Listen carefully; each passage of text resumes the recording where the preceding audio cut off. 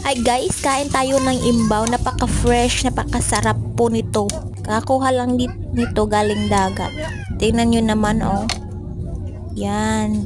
Matamis-tamis yan at lagyan natin yan ng suka guys. Yan oh.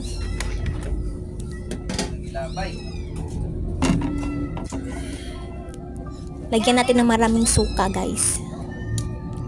Ayun. At saka tikman natin.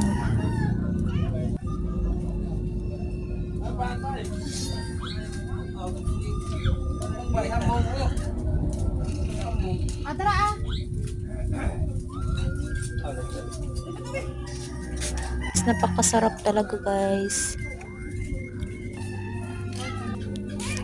Paborito din ito ng mga bata. At masarap din ito na isabaw. Kilo ka din? Sa mga nag-breastfeeding dyan, maganda itong sabaw na to. May gata, parang may gata. Saka paborito din ito yung mga bata.